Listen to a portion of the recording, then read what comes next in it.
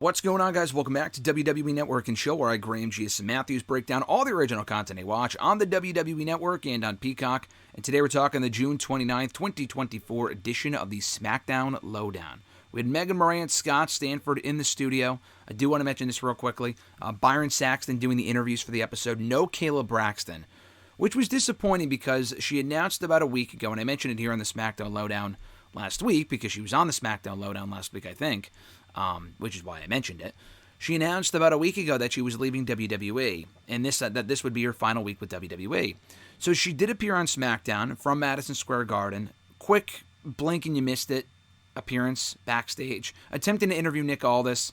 Didn't get a word with him really, and that was it.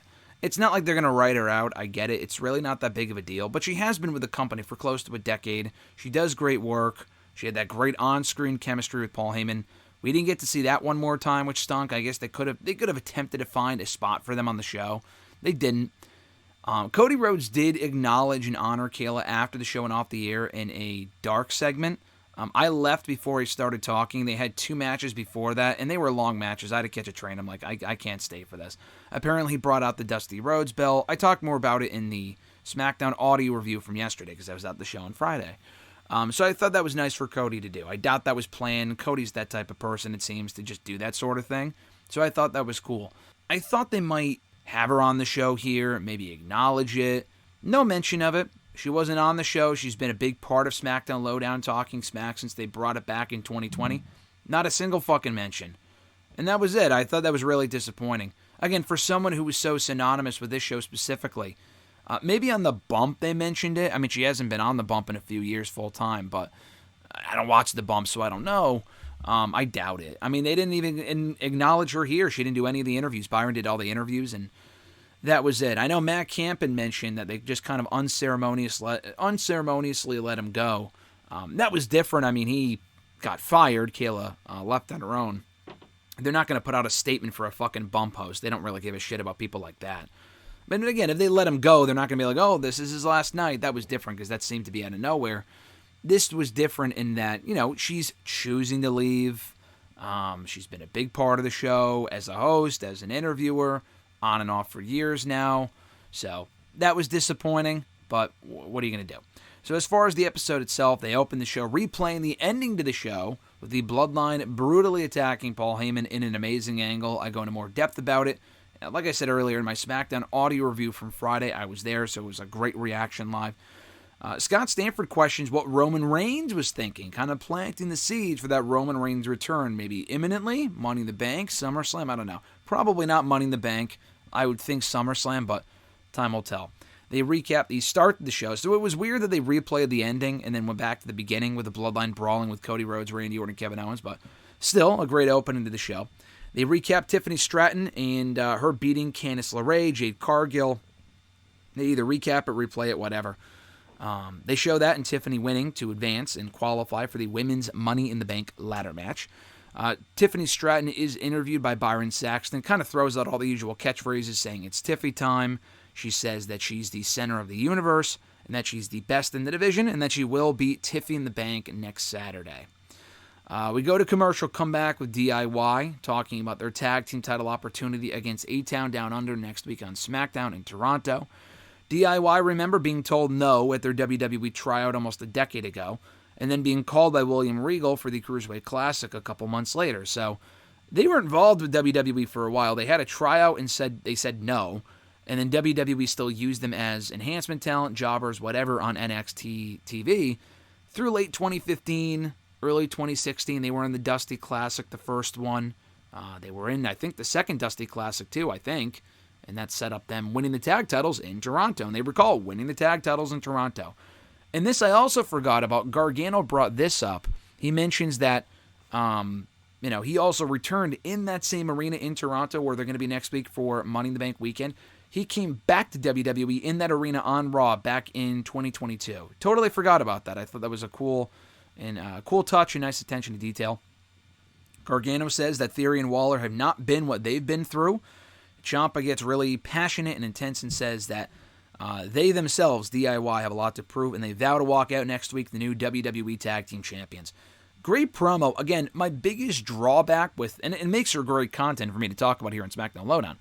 The biggest drawback with it is that I wish we would hear this shit on SmackDown itself. Because DIY isn't really over, but they cut these great promos, and everyone, Braun Breaker, Ilya Dragunov, they cut these great promos, but they end up on the show that no one watches except for me. I mean, they put it on their YouTube channel, and that's great. Sometimes makes the rounds on social media. It should be on television. This was great. This was awesome. Try to find time for it on SmackDown itself. That's kind of my biggest nitpick there, I guess.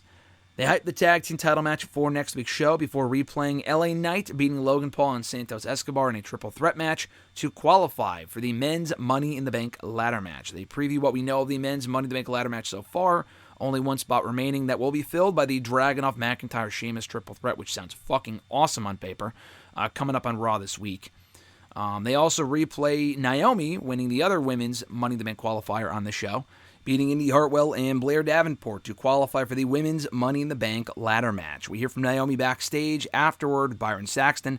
She says that she can't wait to be back in Toronto next week for Money in the Bank weekend, calls it Gloranto or whatever she said. She says that she does have her eyes on everyone in the matchup, but vows to win the Money in the Bank ladder match. So kind of vowing to win, which is kind of the general theme of the show this week with all the interviews that we got. And then they preview the women's Money in the Bank field. Again, one more spot to be filled that will be filled on Monday's Raw by the Dakota Kai, Ivy Nile, and what was the other? Oh, Zoe Stark. That was the other. I honestly forgot who else was involved when I talked about it earlier in my SmackDown LowDown review or my SmackDown audio review from yesterday. But I think Dakota Kai's winning that one. And then again, here they replay the ending to the show. So nice they had to do it twice. And honestly, I can't blame them. That ending angle was one of the best endings to SmackDown in a long time, if not ever. I mean, SmackDown's been having some great moments as of late, including last week. That was fucking awesome, though, what they did at the end of the show this week with the reaction and everything else. It was phenomenal. So I'm glad they replayed it twice, because it really was a great, great angle. Scott Stanford, kind of in goofy fashion, says, "Oh yeah, I texted Heyman twice in the past 2 hours. He hasn't responded." Are we really led to believe? I mean, maybe he does, maybe he is. I like Scott Stanford a lot. Are we really led to believe that Scott Stanford is close with Paul Heyman?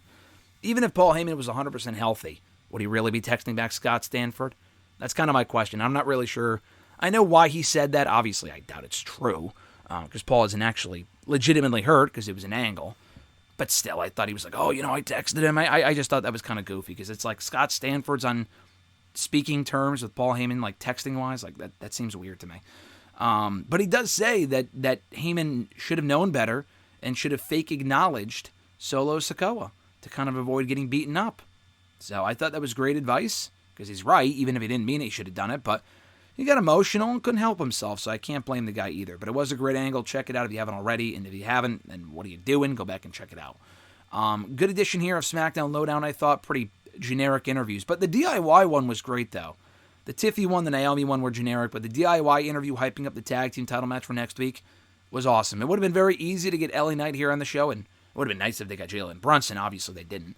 It would have been very easy to speak to LA Knight and have him talk about winning Money in the Bank. Yeah, like we've heard that before. I'm glad they got DIY here instead. DIY on here instead, and they should be sharing that through social media and blasting it out there, because it was great stuff, and it makes me want to see them win those tag team titles next week that much more. So great stuff, though. Thank you guys for checking out my review of the show for this week. I appreciate it. Like I said in my SmackDown audio review from yesterday, I am hoping to watch and review SmackDown LowDown before the pay-per-view next weekend. I'm definitely going to watch SmackDown before Money in the Bank.